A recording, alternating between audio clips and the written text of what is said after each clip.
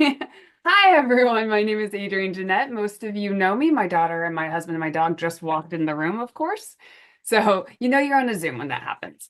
I'm the curator for the Brunier Art Museum with the University Museums. I really appreciate you logging on tonight for our talk, Provenance Research and Global Museum Collections in conjunction with the exhibition In Their Time that's now on view at the Brunier Art Museum until December, well, through December 20th. So you got about a month or so left to come see it if you'd like to be in Iowa, if you happen to be in Iowa.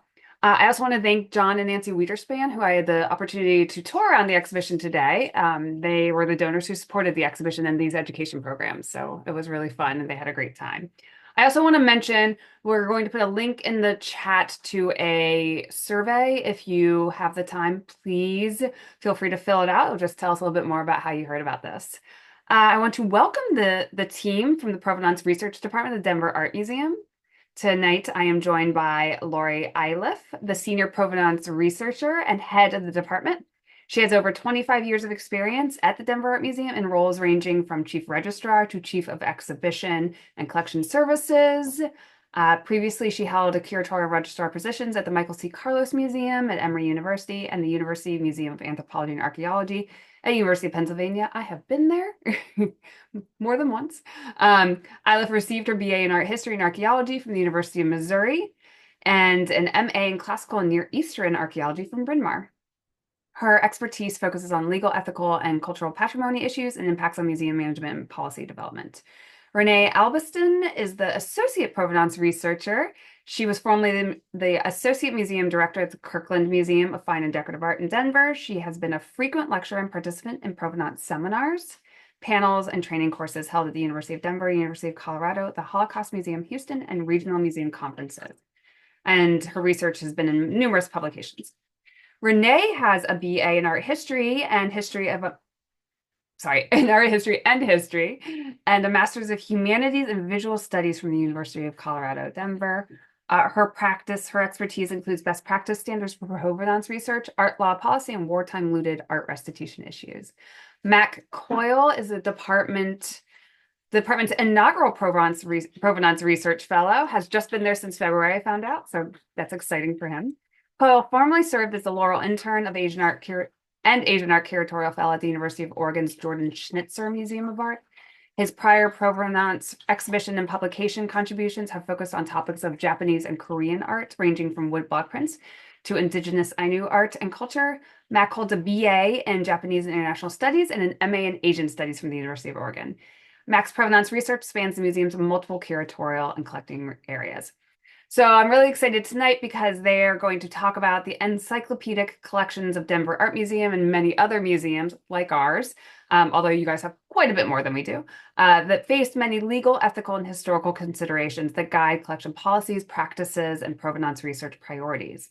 These challenges will be highlighted with case studies from the museum's collections that illustrate current provenance research concerns, including a focus on Nazi-era looting, the Native American Graves Protection and Repatriation Act, theft surrounding ancient art and archaeological sites, and colonial-era injustices. So thank you so much for being here tonight. I look forward to hearing what you say. Remove my spotlight, and Renee, you can share your screen. All right, thank you. Well, while we wait for Renee to put the screen up, my colleagues and I are very delighted to be talking with you all today about provenance research and global art collections. And a big thanks to Adrienne for the invitation and the Iowa State University Museum community for welcoming us to give this presentation, as well as having interest in this topic. Now, provenance information is information about an artwork's history of ownership, and it's an essential part of ethical collecting practices, and it's an important aspect of curatorial and museum work. And my colleague Renee will discuss a little more deeply what researching provenance involves and who should do it. But more generally, we want you to know that provenance research is an important part of storytelling, and it provides us with historical narratives about the artist or object itself, the place and culture where it comes from, collectors, collecting tastes of the time, and a museum's role in collecting and presenting collections to their communities. But provenance research is also an important part of an object's history, and that may support an object being repatriated or restituted to an heir a community, or a country of origin. And at the Denver Art Museum, we've had nearly a 50-year history of repatriations and restitutions from our collections, and we'll be going over a few case studies to illustrate the impact of various laws, guidelines, ethical considerations that, along with the research, goes into these decisions. Next slide, Renee. Are you seeing the full slide? I can't tell from my end. Yes. Okay, great. So I'd like to give you a little background for the Denver Art Museum. The museum's beginnings actually go back to the late 1800s, but it wasn't formally incorporated as the Denver Art Museum until 1923.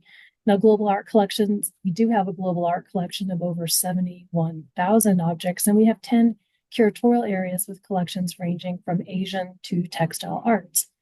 Now, our Provenance Research Department was formed in late 2022, and this is a standalone department. We have 3 full-time staff members who are here tonight. We report to the chief curator, and we concentrate in partnership with all the curatorial departments on provenance, primarily of our existing collections, and specifically on those collections that you see bolded on the slide. But we also advise on incoming acquisitions and loans. Now, provenance research has always been a standard part of curatorial practice, and at the museum, even older than formation of art department, has been our provenance committee, which some museums have, formed in late. So it says we're seeing the notes page. Could we have the full slide? So we're seeing your slide, right, Renee? Yep, give me just a second Okay. and I will maybe maximize. So yeah. Our Provenance Committee was formed in 2013 by our director, and it pulls together key individuals in leadership that bring specific expertise to all areas that might be informed or impacted by research. And the members are who you would expect, people like the director, our chief curator, our deputy director, who's our legal liaison officer with lawyers outside the museum, our director of communications, and myself. Now, the role of the committee is to advise on policy, research priorities, what we publicly post, make recommendations to our approval committees on incoming and existing collections that may have provenance concerns. In addition, we review claims, we initiate repatriations, we advise on internal and external communications. And maybe the next slide, Renee, I'm not sure that's no, I guess the one before, I didn't see the second slide, but that's okay. So having this committee has helped build consistency. And the reason I bring this up is there are a few other museums that have a provenance committee, but a lot of museums work these decision-making recommendations through their like acquisitions or deaccession approval groups. But having committees like this does help build consistency for making decisions that draws on existing laws and guidelines, ethical considerations, our own internal policies and current events. It helps us be consistent in how we approach relationships and communicate with living communities, countries of origin, foreign governments, and even law enforcement agencies. And it helps cement institutional consistency in how we respond to objects with provenance concerns. Now, a little more information from Renee on what provenance is and who should do it. And I am very sorry, Lori. Can you tell me what I can't see from my end? Can you tell me what slide? You need the third slide? Are you seeing my note slide? No, I don't think so. Okay. Hey, Renee, I think you need to hit the slideshow from the beginning or from the current slide. I've got it on one of my screens. I've got multiple screens here. That's why I think I'm having a problem here. So we see it. It just is the PowerPoint itself. So it's not doing the slideshow of it. But I mean, it's on another, yeah. See the side panel. Yeah, I'm gonna try. I'm so sorry. We are. I mean, you can still see it. It's not. Yeah, well, I know, but it's not the nice, clean version that we would like. Yeah, because if it's going like to your other screen, it's a sharing issue. So like if it allows you there it goes. You got it. There we go. You got it. Okay, great. Thank you. Too many screens. Yeah. Okay. So, are you seeing provenance? Yeah, we see it. Great. All right, so provenance is a recorded documentation of an object's journey, and it's important because it establishes clean proof of ownership transfers as well as clear title. And this is important because institutions or collectors don't want to be in possession of an object that doesn't rightfully belong to them. This also avoids further duress to rightful owners when you have clean provenance. It avoids litigation, it avoids bad PR and negative public perception, and it also serves to create a framework for standards and guidelines, which we'll talk about in just a few minutes. So who should be conducting provenance researchers? Well, of course, museums and collecting institutions, but also auction houses, third-party dealers, and most importantly, private collectors should be insisting on provenance information and clear title before purchasing. Now, third-party dealers and private collectors and auction houses don't necessarily have the same standards that museums and collecting institutions have. So one of the things that we strive to do is educate the public on why this is important, as well as understanding other things like auction houses and other institutions that are collecting that maybe don't have to follow best practices, that it is important because ethically and legally, these are the right things you should be doing before you take possession of an object. And Lori, I'm going to turn it to you. So just a quick summary. This is a snapshot from our web page for the 4 areas that we focus on in terms of provenance research. And I've inserted some pictures of the case studies we're going to be talking about, but I just want to do a quick summary here of these 4 areas because we'll come back to those in more detail. Ancient art and art from archaeological context is a major area, and I'm sure your museums are involved with this as well, but it mostly involves our Asian art collection, our Ancient Americas collection, which is mostly our pre-Columbian collections, and a small Mediterranean antiquities collections. Now, museums do have to follow various professional guidelines and recommendations from international conventions that supports our collecting and repatriations. There's also various laws on the books regarding stolen property and consideration of patrimony laws from other countries that fall under consideration, as well as various investigations that have uncovered evidence of looting and theft. And all this information supports the provenance research, and a case study that I'll present later of an Indian sculpture from the collections that was repatriated in 2022 is a good illustration of some of the issues. The second area is one that impacts our African and Oceanic collections, and this is art that may be associated with a legacy of colonialism or conflict that may have been acquired under unethical circumstances. Now, museums follow guidelines from our professional organizations and for these types of works, and a case study of a Benin bronze that we deaccessioned in 2022 is a good example of the historical injustices associated with the colonial era. A third area we focus on is art that may have been in continental Europe during Nazi era, World War II, that may have been subject to forced sale, seizure, or theft. And like colonial era works, museums are largely guided by professional guidelines and important international moral principles that have been widely adopted, not just by the United States, but other countries, particularly in Europe. And Renee will discuss more about the important focus of research, along with an example of restitution of a Dutch painting from the collection back in 2000. And then lastly, the museum's largest collection of nearly 18,000 objects involves indigenous arts of North America, and these are impacted by a 1990 U.S. law called the Native American Grace Protection and Repatriation Act, otherwise known as NAGPRA. And to date, the museum has repatriated nearly 40 cultural items since the early 1990s to tribal communities. And Mac will highlight for you important aspects of this law, how it impacts museums and tribal communities, and focus on a case study that was repatriated by the collections. And now I'm going to turn it over to Renee, who's going to talk about Nazi-era looted art, information on what resources are used in provenance research for those, and a case study from our collection. Great. Thank you, Lori.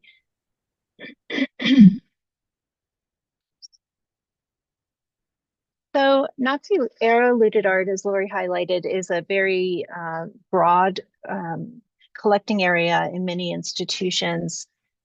The scope of works that were looted during World War II are estimated to be between 400,000 and 600,000 objects.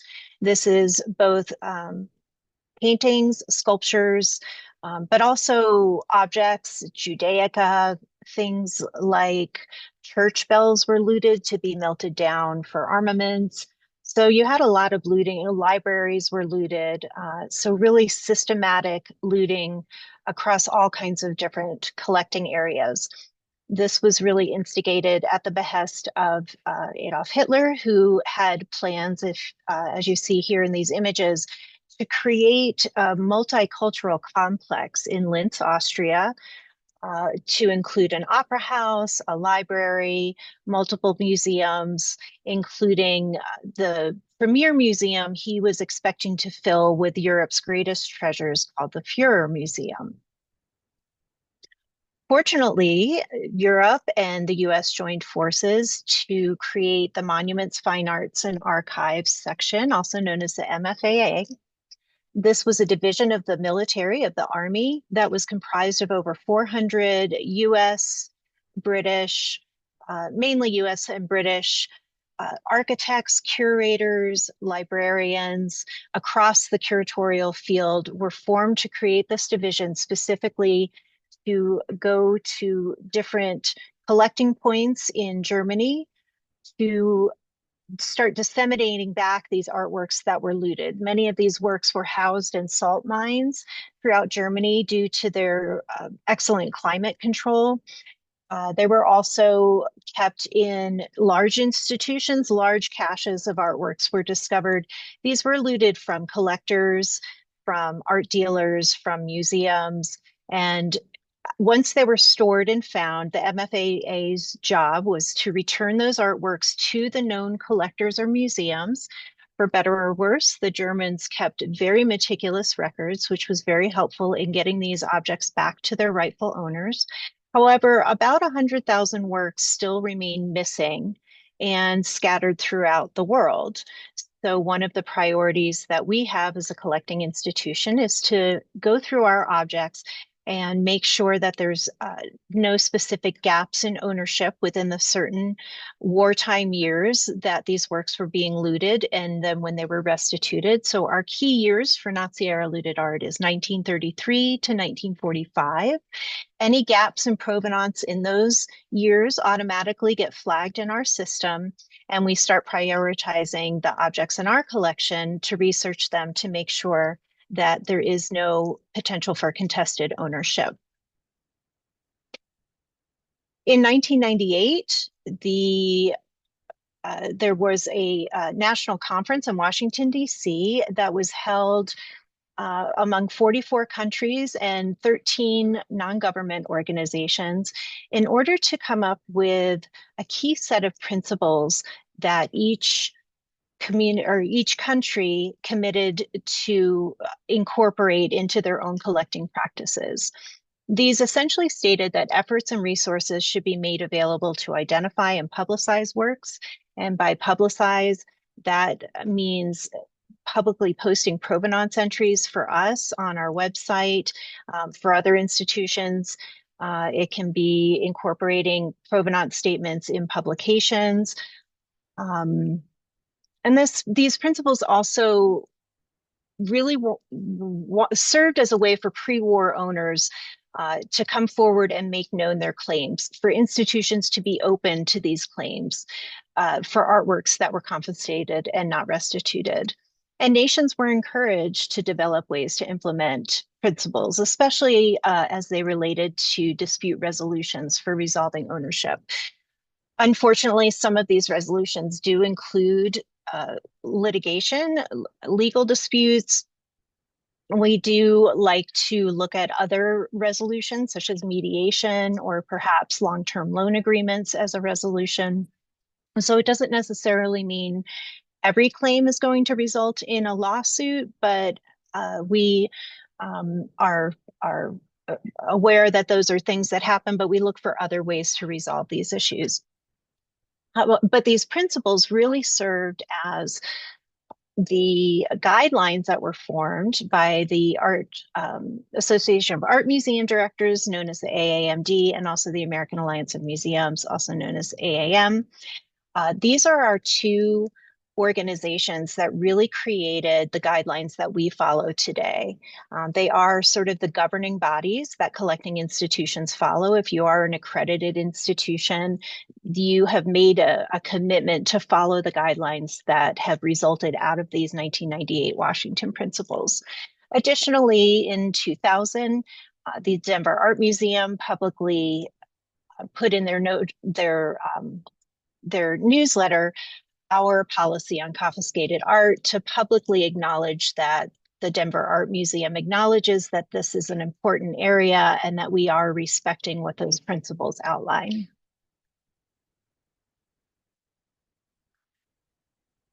So when you're looking at objects, the things that, as a researcher, the things that we're looking for fall down sort of a checklist. One of the things we like to look at is the signature. A lot of forgeries happened during World War II where signatures were falsified, documentation was falsified, but also thinking about the condition of the object. A lot of lootings happened very quickly.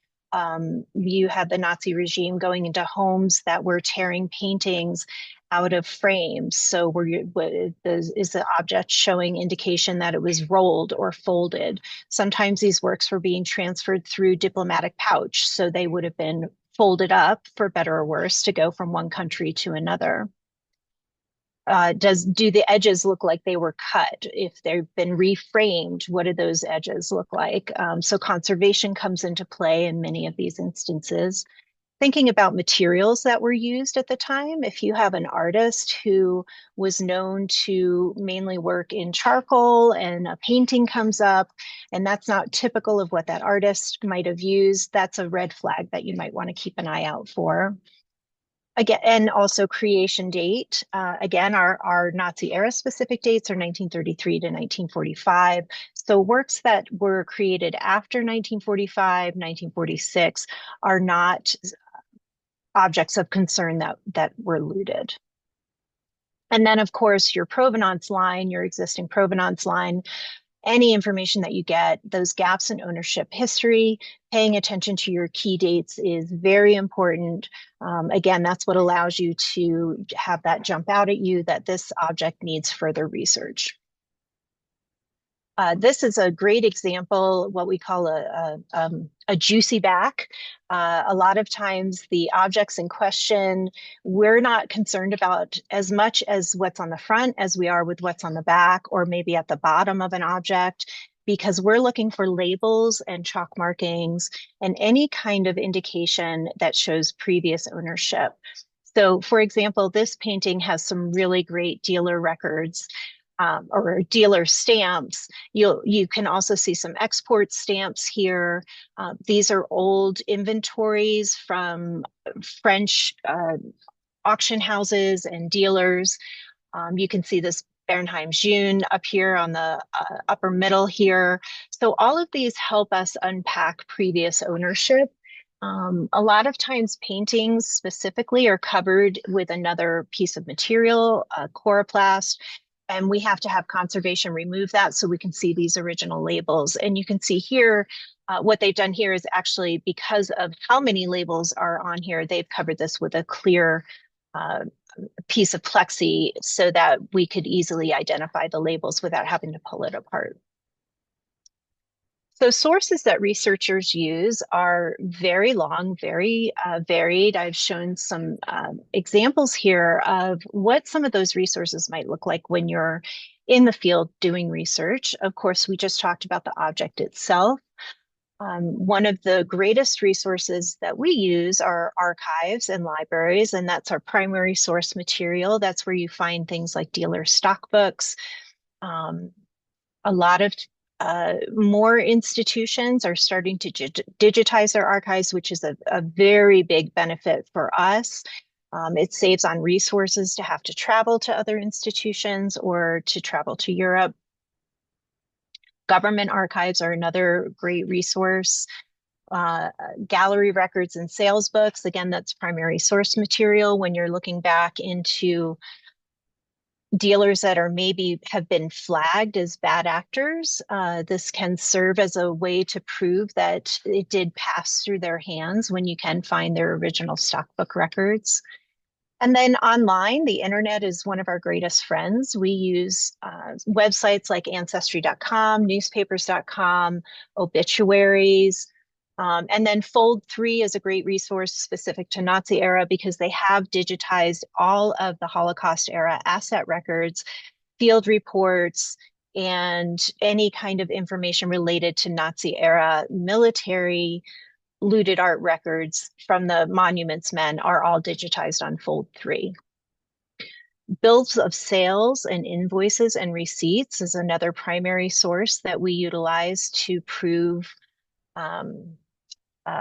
clean transfer of sale from one owner to another, as well as letters, correspondence that you'll find in archives. We found a lot of reference to objects just in day-to-day letter writing that can be very helpful.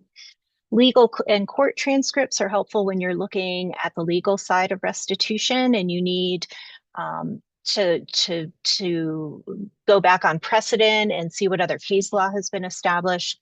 Those are also very helpful to finding other owners and dealers of objects, and not just specific to Nazi era, to all of our collecting areas. Looted art databases are also very, very important, and we're starting to see more and more.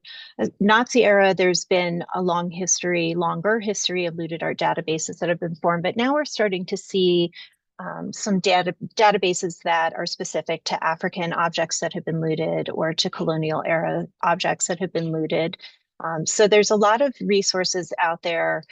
We keep an internal list of those databases that we're always adding to because there are so many of them out there. Excavations are also, especially for antiquities and colonial era objects, excavation reports can also help lead us to institutions that were leading these excavations, as well as individuals, maybe missionaries, and how those objects ended up in the market really can stem from an excavation report. Catalog raisonnés are another big resource that we use to look at previous entries.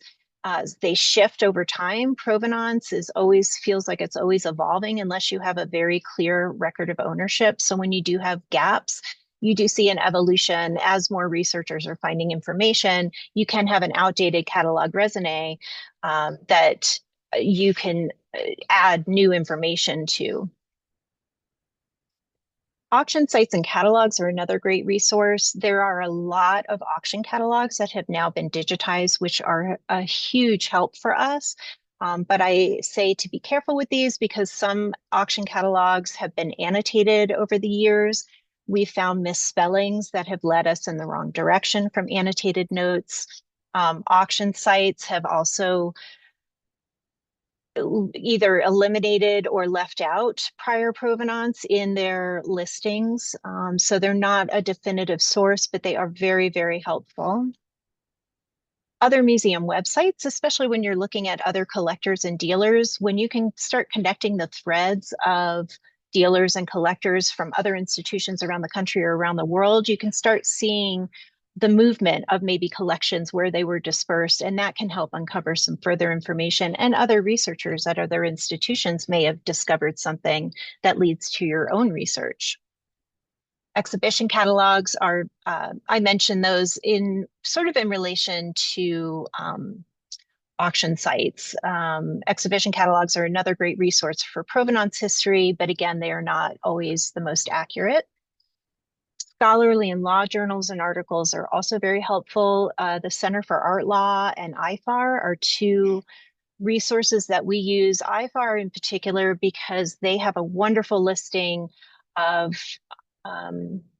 bilateral agreements and MOUs between countries that help us establish when an object left the country, specific years if they left a country legally or illegally, depending on what year that country enacted their export laws. And finally, newspaper ads and articles. We mentioned newspapers.com, but ads are an interesting thing because a lot of galleries in these publications would promote sales that were coming up. And so you could see a collection of whatever it is they had, pre-Columbian works that were coming up for sale. And then you can dig in a little bit deeper into who that auction house was or who that dealer or gallery was. Dealer, collector, and photo archives. I've shown an example here that Lori has of some pre-Columbian works. Any of this archival information, sometimes things get left out over the years too. And a couple of these examples, like on this on this totem pole, this is going to be from over 60 years ago, that you see there's a little annotation down there, and there's things like that that can give you little hints into your next research thread. And on this ledger here, I've showed this is a Knoedler stockbook that are digitized at the Getty in Los Angeles. All of the Knoedler archives are housed there and digitized from their galleries in France and New York. Again, very helpful when you can get into those kind of dealer archives. And then finally, your internal museum records are one of your definitive sources. Here at the Denver Art Museum, we start with our registrar files. That's where you'll find your original bills of sale, as well as some correspondence and other record keeping that may not have made its way into the current provenance. So we'll start with this case study of a work that was repatriated from the Denver Art Museum back to its original owner in 2000. This is a painting by Gerard Terborch, sorry, from the 17th century called The Letter. And we start here with a really key piece of information. This is the bill of sale from Wildenstein, which shows some very good information, such as where it was exhibited, what publications it might have been in, as well as the collections that they were in. And I just want to point out on the bottom here, the collections. Provenance reflects a private collection in England to a P. Hartog in Munich, and then to collection Furstenberg. So that is the information as of 1961 from Wildenstein. Now, what has happened since is, I'm sorry, after the museum purchased the painting in 1961, there was a museum guide to the collections that was published in 1971, which included this image of the letter. A member of Marianne Rawson's family and a grandson of Paul Hartog, who I just mentioned, became aware that the painting was in the Denver Art Museum when a researcher that was assisting him trying to locate his grandfather's art collection found a picture of this painting illustrated in this 1971 collection guide. So part of the information surrounding the circumstances of the painting's history during the war was sent to the museum in this 1985 theft report that you see on the right, that he filled out and submitted to IFAR, which is the International Foundation for Art Research. And this is a nonprofit organization that promotes resources on art, provenance research, authenticity, ethical and legal matters, as well as what I just mentioned with MOUs and country bilateral agreements. So again, another great resource. According to the report, the painting was one of 31 works that were part of Paul Hartog's art collection. Hartog was a prominent banker who lived in Berlin, and this slide shows Paul and his daughter Marianne with a nanny next to the family home. Oh, sorry. Thank you, Lori. Sorry. I'm working on two different screens here. So, and Lori was fortunate enough to meet with the family. who was very kindly shared these wonderful photos from the Hartog home in Berlin at the time. And this shows a part of the collection that was in the home during the war. Although the museum's painting isn't visible here, Marianne, the daughter, last remembered seeing the painting in 1934, where she recalled that it hung, quote unquote, hung in the green salon where my mother played bridge. What happened to Marianne's father and mother was very tragic and all too common for the fate of Jewish German residents. The couple were trying to flee Germany to Switzerland in 1942 and were turned into the Gestapo and were sent to concentration camps where they both perished. Their daughter, Marianne, was studying in England and was imprisoned for 2 years as a resident German, but after she was released, she joined the British Army and accompanied the Allies as an interpreter at the end of the war. Along with the knowledge of her parents' death, she was unfortunately also discovered that their former home had been destroyed and all of her family possessions were gone.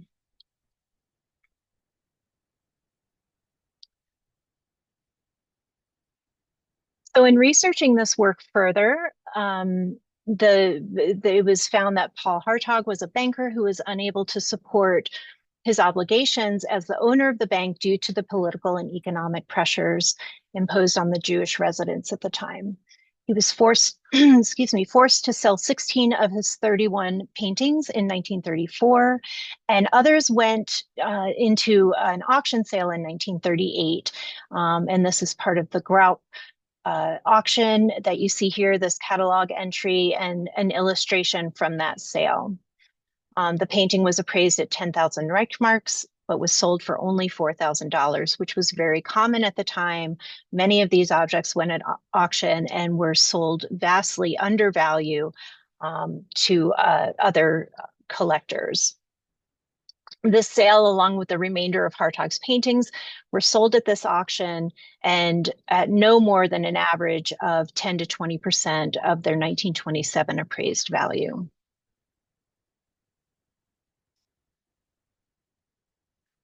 In 2000, the museum approved the deaccession of this work based on the information provided by the IFAR report, as well as the additional research that was done by the museum, and was restituted to Marianne Rawson that you see here in 2001. The painting was determined to have been sold under duress, as well as the resulting sale being well under market value. The return of this painting to the Hartog family was one of the earliest U.S. museum restitutions for a Nazi-era artwork without litigation or a settlement, which today is still the exception rather than the rule. Most restitutions in the US are resolved with settlements, sometimes in court, which I mentioned previously. And this differs from the situation in Europe. In European countries, where the countries have established commissions to make those decisions. So restituting work from Europe and the US are two very different processes. And it's helpful to keep in mind when you're thinking of works that have been returned to rightful heirs in, say, France or Germany versus here in the US. Today, museums with objects that may have been in continental Europe, again, between 33 and 45, and have gaps in their ownership, are researched, and even if information does not definitively determine any wrongdoing to a potential heir, museums have been posting these works online for public transparency. And that, again, goes back to the guidelines that were established and the guidelines that we follow here at the Denver Art Museum.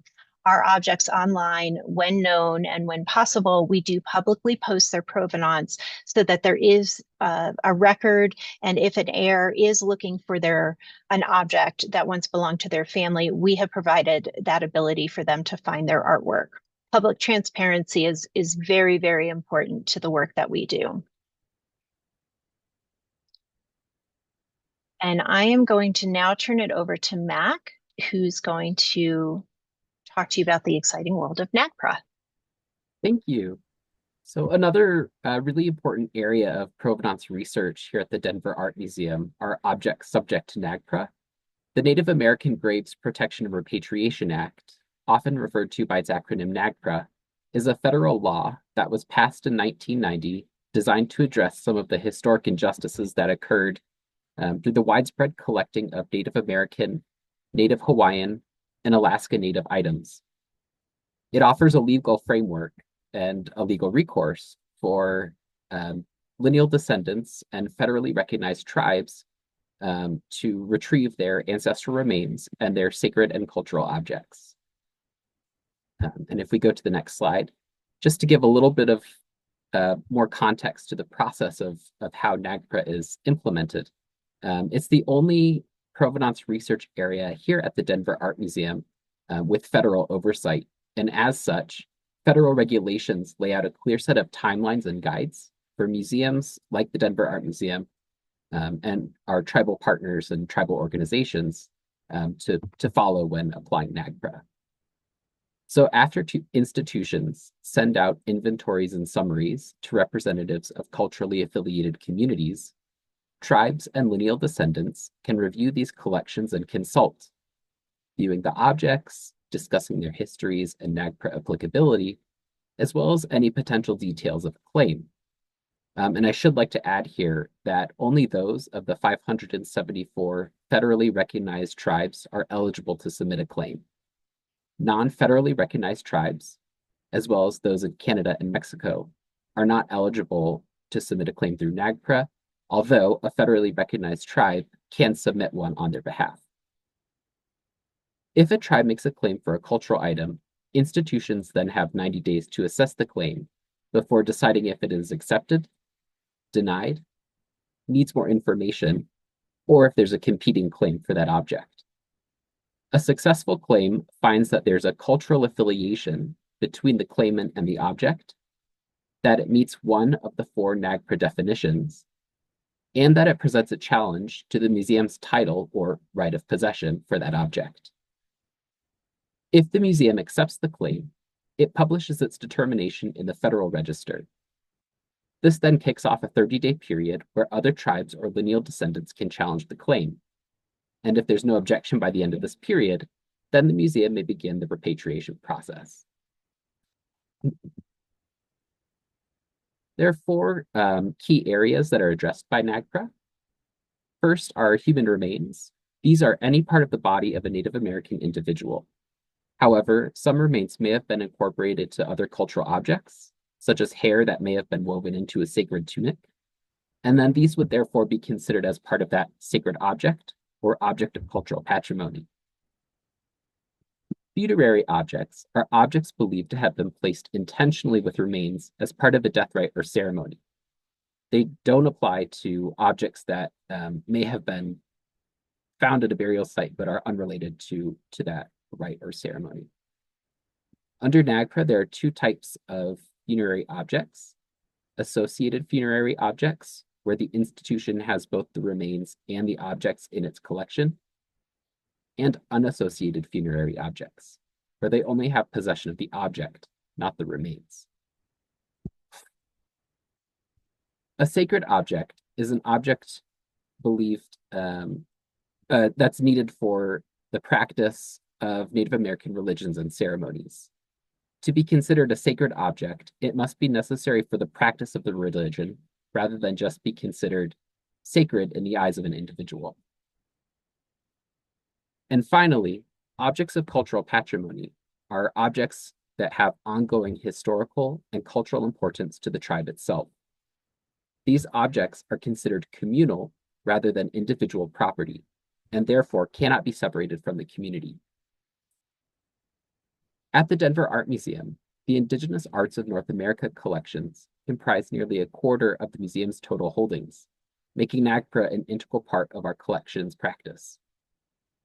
While we have a century-long history of collecting Native American objects, the DAM's focus has always been on collecting objects for their artistic and aesthetic qualities, and therefore when it comes to NAGPRA, DAM really only engages with unassociated funerary objects, sacred objects, and objects of cultural patrimony. And I should also like to add here that as of the start of 2024, revised guidelines were published in the Federal Register with significant updates in 2 areas. The first is deference to traditional knowledge, which in essence means taking traditional knowledge into greater consideration when making NAGPRA determinations. And the second revolves around duty of care. This includes talking to communities to come up with storage and handling plans. For example, if objects need to face a certain direction in storage, if there are any ceremonies that need to happen in storage, or if they can only be handled by certain individuals. It also involves getting tribal permission before displaying certain cultural objects. This is a brand new addition to NAGPRA regulations. And here at DAM, part of what we've been doing with these new regulations is removing some of our Mississippian and Caddoan materials that we had on view as we work cooperatively with tribes as part of these consent guidelines.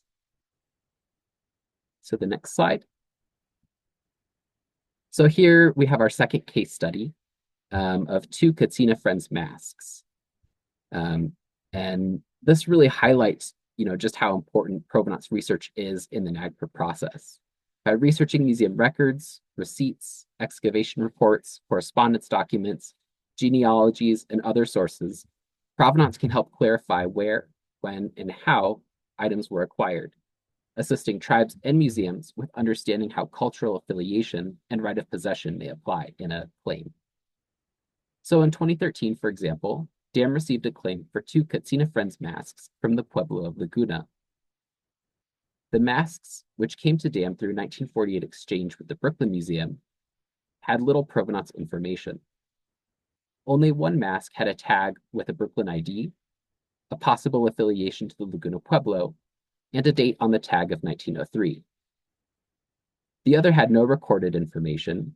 However, through consultation, Laguna delegates recognized the identities of both masks and confirmed them as Laguna.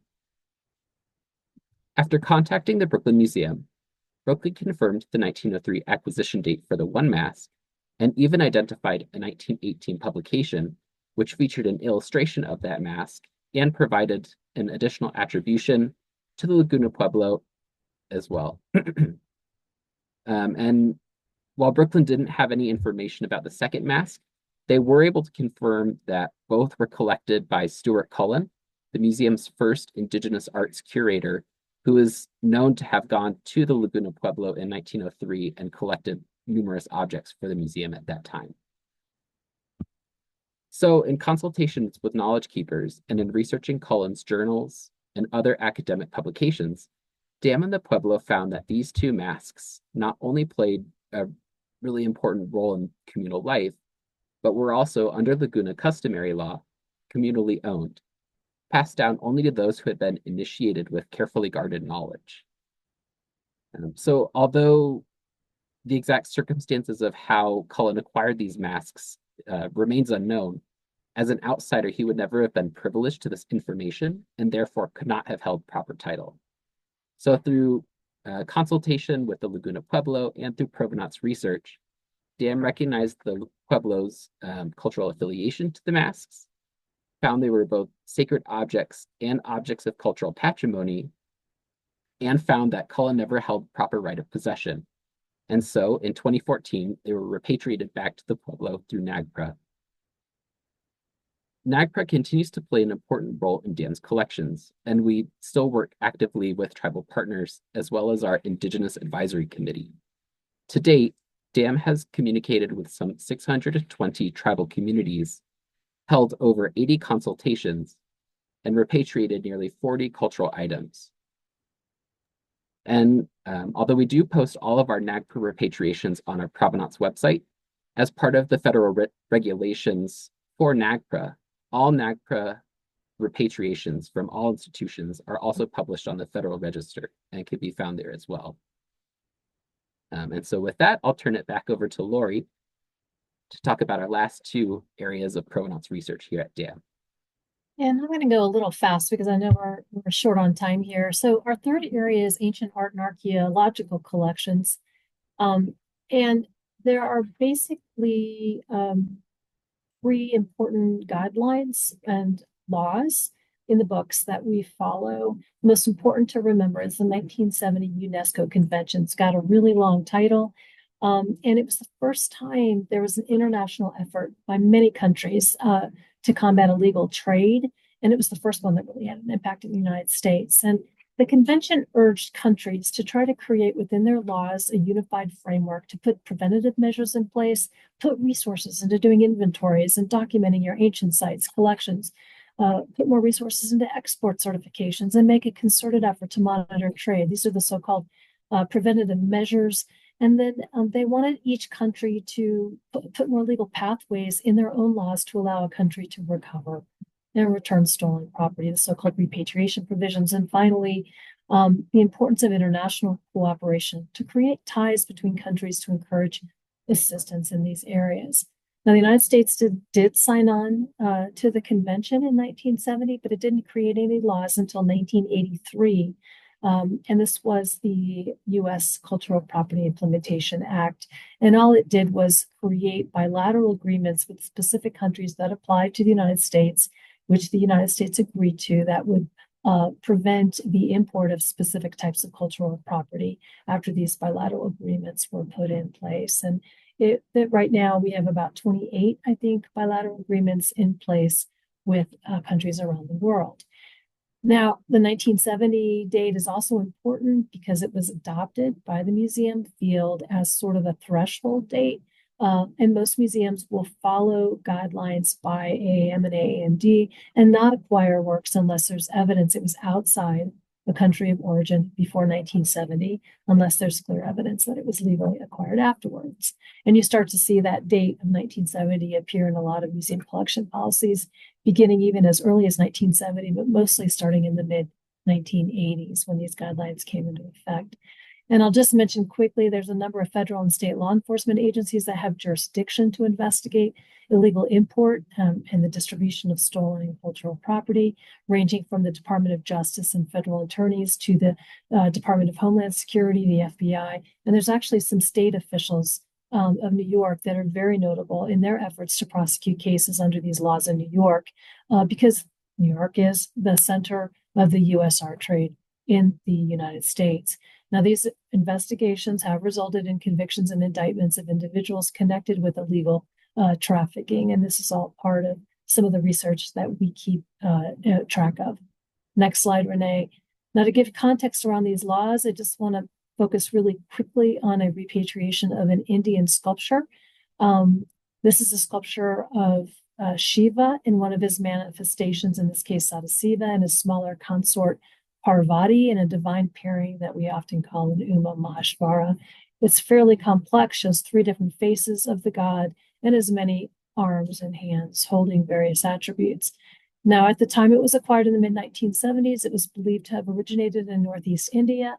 The museum did consult with several scholars. It was actually published by an Indian scholar in 1976 and photographed and illustrated in that book as well. I want to focus really quickly on the couple that collected the work. It was actually loaned in 1974 by Harold and Jane Ullman. This was a couple from Santa Monica, California, seen here with our curator, Ron Otsuka, and they purchased it from a gallery in New York. Now, they were very typical collectors of the time. They traveled throughout Southern Asia between the 60s until the 70s, and they were captivated by art of Asia, India, Nepal, and Indonesia, and they built out a significant collection purchased mostly from dealers in Asia, Canada, and the United States. Now, their collecting was guided by a professor from UCLA, Leroy Davidson, who exhibited part of their collection in several exhibitions in the late 60s. Now, the staff became acquainted with the Ullmans, with a local professor, a Dr. Mary Lannis, and with our curator, we featured their collection in an exhibition that ran in 1975. And you see a picture of the exhibition catalog there. Next slide, Renee. Now, in the summer of 2021, we received correspondence from the cultural property officials in India. Scholars and researchers that were working with the government had become aware that the sculpture was at the Denver Art Museum from our website in our online collection, where this sculpture had been publicly posted since 2018. Now, along with their correspondence, they provided an unpublished report that had been signed by the superintendent archaeologist from the Archaeological Survey that recorded the theft of this sculpture, along with 3 others from that temple complex of Adi Badri on the evening of September 30th, 1967. Now, this is a site in northern India, and the name comes from a group of about 14 surviving temples dedicated to Lord Vishnu and other deities that date to the date of the sculpture between the 8th and 12th century. And along with the copy of the report, we got an image of the sculpture that had been documented by their records, along with other sculptures from the site. And you see this, that was on their report. Now, when we received this information, the museum moved forward and deaccessioned the work. The acquisitions and deaccession policies, like many museums, clearly state that museums won't knowingly acquire any artwork known to have been stolen or illegally imported in the United States, or if it's found in the collection to have been stolen or illegally imported. So it was formally deaccessioned in September of that year, and it was shipped to the consulate of New York that following January. Now, the repatriation of this sculpture in the context of repatriations of ancient art and antiquities is very much centered on the concerns that were recognized and outlined in the 1970 UNESCO Convention, but with which most countries did not adopt into their laws until much later. But we have at least 143 countries that have signed on to the convention from 1970, and museums have done the same with their guidelines to influence the acquisition of these types of work. Now, you can find a blog on our website about this particular repatriation and other works that we have from Asia that have been repatriated. Next slide. Now, our final area is art associated with the legacy of colonialism and the devastating impact of colonial occupation on cultures and cultural heritage. Now, the poster child that illustrates these concerns are circumstances of what happened to the Benin Kingdom that was founded by the Edo people in current day Nigeria, and what happened to the Benin culture and what's happening today in terms of restituting the artworks is a case study, kind of a success, but also the challenges surrounding the question of who should own or stake a claim in cultural property. Now, in 1955, the museum acquired this bronze plaque that belonged to the Benin culture dating to the 16th, 17th century, and it shows the figure of a court nobleman. Now, plaques like this were cast in solid metal, usually referred to as being bronze, but they're actually an alloy called brass. Now, this work was published in various handbooks beginning in 1964, and it was reprinted throughout the 1980s, and it's been on exhibition at several times in several exhibitions. Now, the kings of Benin were called Obas, and they ruled over an area that became a powerful empire. And the title and position of Oba still exists today as an important ceremonial position recognized by the government of Nigeria. Now, the Kingdom of Benin was fueled by trade of the region's resources and involvement in the slave trade, where captives of rival populations were sold into slavery to American and European buyers. Now, cast plaques like this one at the museum are best known examples of the rich traditions of art from Benin, and they were created by specialist guilds who worked for the court of the Oba. Next slide.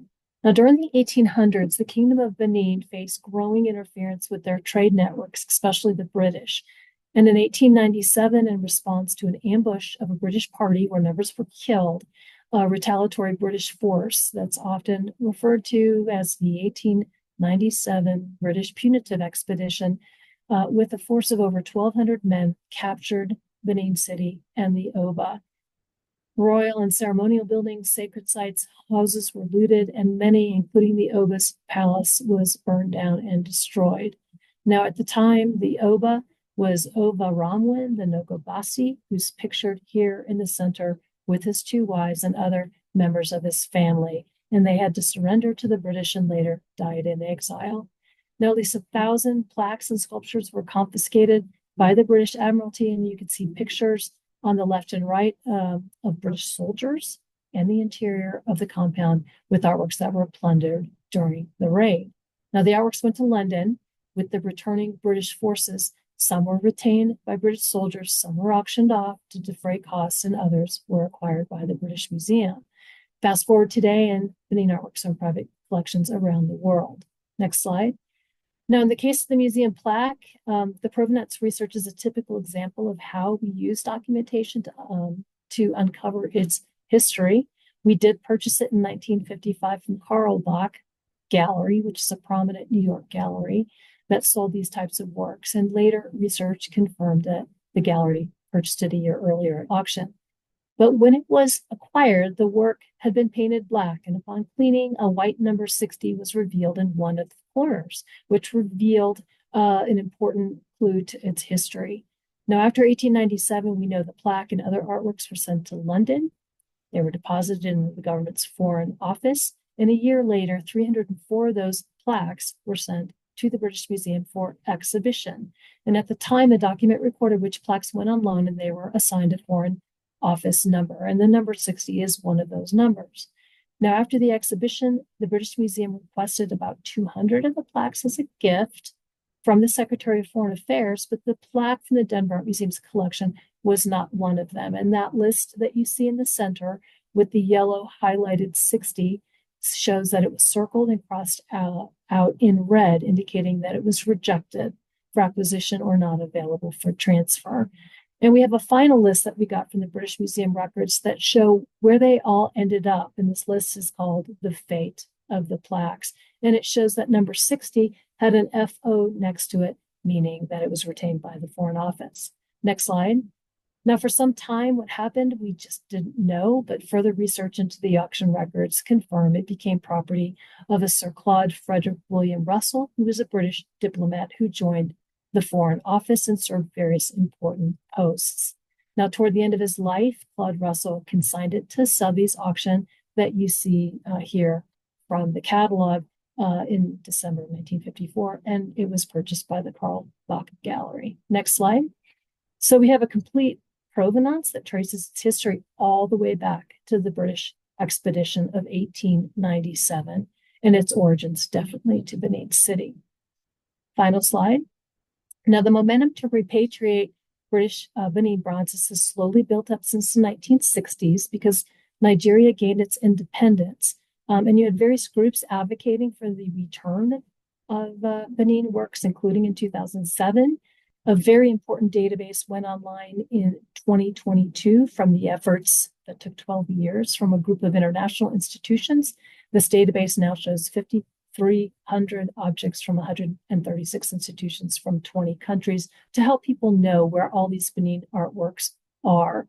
Another big influence was the French government, which published a report, and it was actually the first time a Western government had suggested national support for restituting such works, not just from Benin, but other African countries that may have been acquired unethically during the colonial era practices. And we have a few other influences like popular books like The British Museums by Dan Hicks, and also guidance that has been published recently by our professional organizations.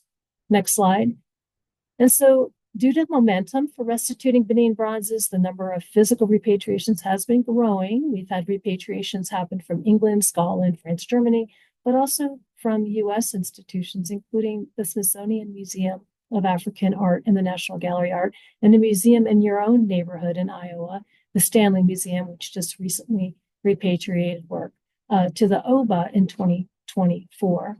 Well, the museum, because of all the research, removed the plaque from the collection in 2022 due to the ethical circumstances that it had been forcibly taken as part of the 1897.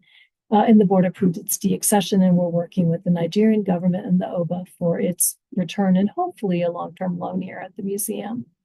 One last thing, we do want to talk about who owns cultural property because it's really exposed by this example. At various times, the national government of Nigeria, through its cultural agency, the Nigerian Commission for Museums and Monuments, has negotiated repatriations, but also the current OBA, who is a direct descendant. Now, there's another group that's factored into claiming the bronzes. It's a group called the Restitution Study Group, which represents descendants of enslaved peoples living in the United States, Caribbean, and Britain, and they strongly oppose their transfer to Nigeria. And their position is that the Benin bronzes should be the wealth and legacy of slave descendants, not slave traders, who they label the OBA's predecessors as being. And the basis of their claim rests on the fact that many of the Benin bronzes were made from metal manillas, which was a principal form of currency preferred by the kingdom of Benin, who purchased slaves. And this was the metal of choice, melted down by the artist guilds to create many of the bronze works, including plaques. Now, that group actually sued to stop return of the National Gallery of Work bronzes, but two courts in 2022 and 2024 denied the request due to lack of standing. but the momentum to repatriate bronzes from Benin is widely accepted, and it's momentum along with guidelines today that supports more active provenance research into these collections that may have been exposed to unethical collecting during the colonial era. Now, I've mentioned a few times the existence of our online collections and provenance research that helps us be transparent and public. And Mac's going to speak just a little bit further about what we have on our website, which is very similar to other museum websites. Yeah, so just to quickly touch base on some of these topics, the website is really crucial to what we do as a provenance team here at the Denver Art Museum. It really allows us to work in a community engaged way, operate with transparency, to talk about, what is provenance, to reach out to the public and educate and just keep the community informed of what we're doing as a team. And so on our website, we have links to a lot of really informative documents and other blog posts. So here, what you can see underlined at the top, these are just some of the areas that we have where you can go to learn more information. We also have case studies, all of the case studies that we've talked about today. It's where we post information about all of our repatriations on here. If you go to the next slide, we also have educational links as well, such as Provenance Deconstructed, how you can read a public provenance statement in the style that we use here at the Denver Art Museum. We also have blogs on interesting provenance stories at the museum, links to laws of our research areas, things of that nature. And one additional area that we're constantly working on as a provenance team is putting our provenance online on our online collections database. This is a great information sharing resource where we can share freely with the community about the history of DAM's collections, and it also offers people to see the information that we have and to get in touch with us to keep building these histories and add more information, because provenance is never finished. There's always more you can do. The next slide.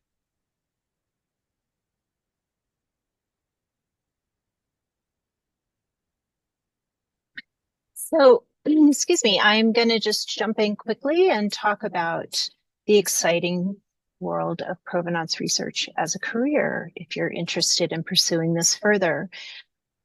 Now, provenance research is not taught as a specialty in the academic world. A lot of what we have learned has been hands-on experience. For example, my graduate program was a humanities program that allowed me to focus specific to looted art restitution issues.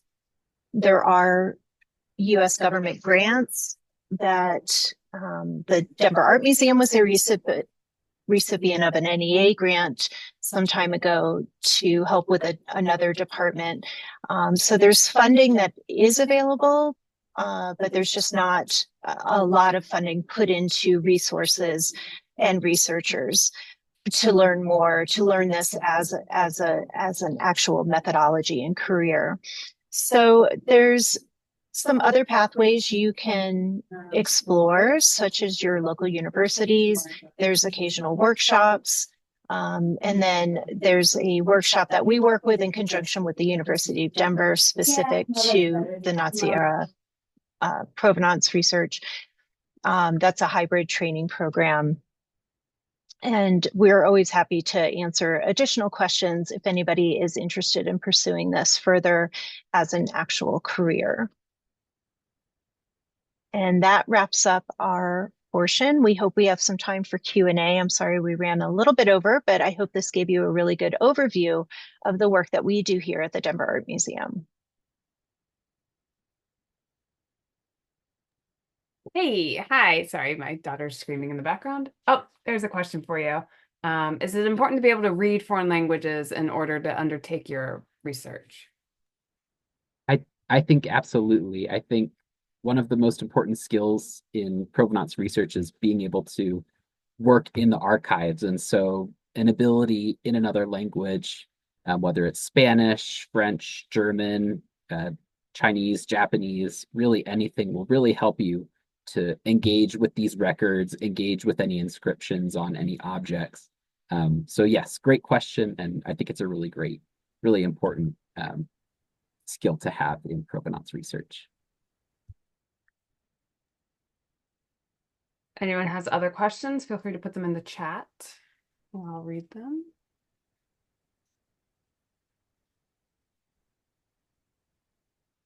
Doesn't look like anyone's writing anything, but how often are you researching? So do you have kind of collections you go through? How do you process and decide kind of burning fires, obviously, versus that constant level of just making sure you start to go through the collection and understand it better?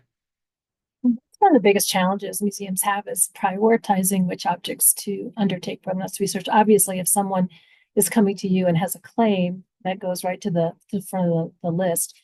We've had some issues with some of the investigations that have happened with New York through some dealers that are recognized as being red flag dealers. They've been indicted and convicted. So one of the things we've done is identify works that were associated with those dealers and been proactive in actually contacting, for example, the district attorney of New York to see, after we've done our research, and if we haven't found anything, asking if through their investigations, if they have any evidence objects in our collections may have been illegally acquired. And so that's been a fruitful form of communication. Also, works that we might think we have an identifiable site or provenance. That's another avenue that will put it at the front of the list. And then certain countries that underwent, conflict or colonial activity, certain countries like Benin or sites from ancient archaeological sites. We have a full list of works that we're looking at that may have been in continental Europe during 1933 to 19. Forgetting my dates now, but that may be Nazi era related. And so, yeah, we have a full list of priorities that we work with the curatorial departments on. And these are some of the reasons why we would throw things at the top of the list. Well, I think it's interesting too that I was at an exhibition in Vienna at one point that was a Sheila exhibition at the Leopold. And so, every single one on there, they had where it had been looted, where it had gone, because he was very much looted. But some of the cases that happened in the US and the US's stance of not wanting to give things back or get them, it's very interesting the differences of how kind of that's come about. And it was interesting to see it very forthright in that museum put out there. And so for me, it was very eye-opening to see kind of it was important to them as an Austrian museum to say, these are the things that happened. Is it perfect every time? Probably not, but it was out there. I think it's kind of important to note that actually the U.S. museums have been fairly active in repatriating. Many countries like France, even though the Savoy report came out for colonial-era, their laws actually prevent them from repatriating works to countries, and they're working through their legislation to allow that to happen. England's the same way. By parliamentary action, you can't repatriate works yet. But that doesn't mean they're not actively doing their provenance research, nor does it reflect that there is support for making legislation work in the favor of claimants. Good. And I think we're going to see more and more happening. But there's a lot of work that's been going on with U.S. museums today that actually European museums are somewhat jealous that our laws allow us to be more flexible. Yeah, I can imagine. So I think there aren't any other questions, but I really appreciate your time. I think this is really important information, and it is recorded, and we will most likely put it public so that people will have access to it and be able to use that and have some kind of reference to what it really means, because it's very difficult sometimes to explain to students today, what does provenance mean? And so this is great. I really appreciate it. Well, we appreciate the opportunity to meet with you all, and go check out the Stanley Museum's recent repatriation to the Oba, really important regional repatriation in your area. They did a great job. Thank you. Thank you for having us today. Thank you so much. Bye. All right. Bye-bye.